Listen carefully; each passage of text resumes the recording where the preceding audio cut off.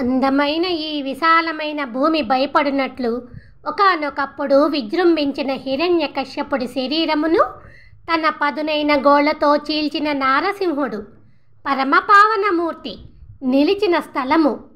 పచ్చని కన్నుల ఏనుగు తన దంతముతో పూలను తెచ్చి ఎర్రని కన్నుల లక్ష్మీ నరసింహస్వామి దివ్యపాద పద్మములకు భక్తితో సమర్పించే అహోబిల క్షేత్రమే.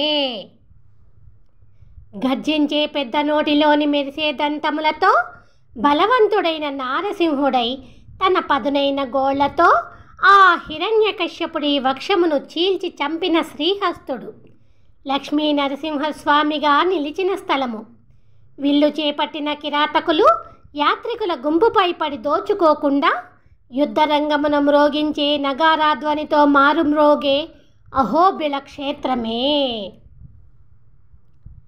భయంకరమైన పెద్ద నోటిలోని పదునైన కత్తి వంటి కోరలు కలిగిన బలమైన నరసింహమై హిరణ్యకశ్యపుడి భయంకరమైన శరీరమును పదునైన గోళ్లతో చీల్చిన లక్ష్మీ నరసింహస్వామి నిలిచిన స్థలము. బక్క చిక్కిన జంతువులు, పగిలిన కొండరాళ్ళు, వేడి సెగలతో కాలుతున్న వెదురు చెట్లు తప్ప వేరే ఏమీ లేని అహోబిల క్షేత్రమే. క్రూరమైన బల్యముతో అందరినీ బాధ పెడుతున్న హిరణ్యకశ్యపుడి ప్రియమైన ప్రాణములను తీయాలి అని అతని శరీరమును గోళ్లతో చీల్చిన లక్ష్మీ నరసింహస్వామి నిలిచిన స్థలము. మధ్యాహ్న సమయమున వేడిగాలులు సుడిగాలులై తిరుగుతూ ఉంటే ఆకాశములో తిరిగే గద్దలు, నేలపై కరిచే కుక్కలు తప్ప మానవ మాతృలు ఎవ్వరూ వెళ్ళలేని అహోబిల క్షేత్రమే. పెద్ద నోటిలోని పదునైన కోరలతో గొప్ప బలమైన నారసింహుడై పదునైన గోళ్లతో హిరణ్యకశ్యపుడి శరీరమును చీల్చి చంపిన పరమపావనమూర్తి ఆ లక్ష్మీ నరసింహస్వామి నిలిచిన స్థలము.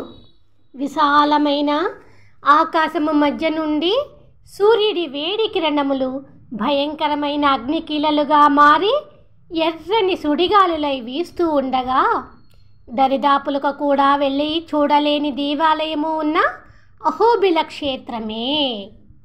జ్వలించే పచ్చని కన్నులు మెరుస్తూ ఉండగా పెద్ద నోటిలోని కోరలతో ఇదేమి రూపము అని దేవతలందరూ చెల్లా చెదురై భయముతో పరిగెత్తేటట్లుగా ఉన్న లక్ష్మీ నరసింహస్వామి నిలిచిన స్థలము.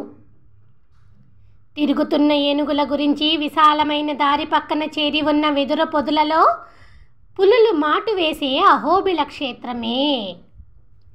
భయంకరమైన కోపపు అగ్నిజ్వాలలలో ఆకాశమే కాలిపోయేటట్లు ఈ ముల్లోకములు సైతము భయపడేటట్లుగా నారసింహుడై అవతరించిన లక్ష్మీ నరసింహస్వామి నిలిచిన స్థలము. ఖళఖళమని మండే అగ్నికిలల మధ్య మండించే రాళ్లతో నిండి ఉండి విల్లు చేత కలిగిన కిరాతకులు కూడా వెళ్ళలేని ఆ అహోబిల క్షేత్రమే. ఉగ్రుడైన నరసింహస్వామిని శాంతపరుస్తూ అక్కడికి అక్కడే బ్రహ్మదేవుడు, శివుడు మొదలగు దేవతలందరూ నోళ్లు నిప్పు పుట్టి కాయలు కాసేటట్లుగా కీర్తిస్తూ ఉండగా లక్ష్మీ నరసింహస్వామి అయి నిలిచిన స్థలము.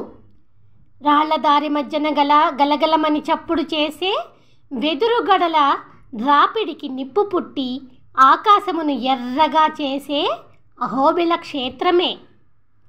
మనము నిత్యము సేవించే మన స్వామి పద్మవాసిని లక్ష్మీదేవి కొలువై ఉన్న శ్రీయపతి 1000 నామముల స్వామి లక్ష్మీ నరసింహస్వామిగా నిలిచిన స్థలము.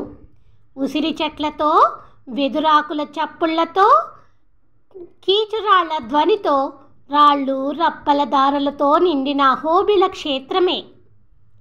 ఎర్రని కన్నుల సింహములు భక్తితో ఆశ్రయించి ప్రణమిల్లే అహోబిల క్షేత్రములో కొలువై ఉన్న లక్ష్మీ నరసింహస్వామిని గురించి ఐశ్వర్య సంపదలతో తులతోగే తిరుమంగైపురములోని కలివేరి అనే పరకాలుడు అనే తిరుమంగయ్యాళ్వారు చెప్పిన అర్ధవంతపు 1000 ద్రవిడ పాసుర మాలికలోని ఈ 10 పాసురములను చదవగలిగిన వారు గొప్పవారు అగుదురు.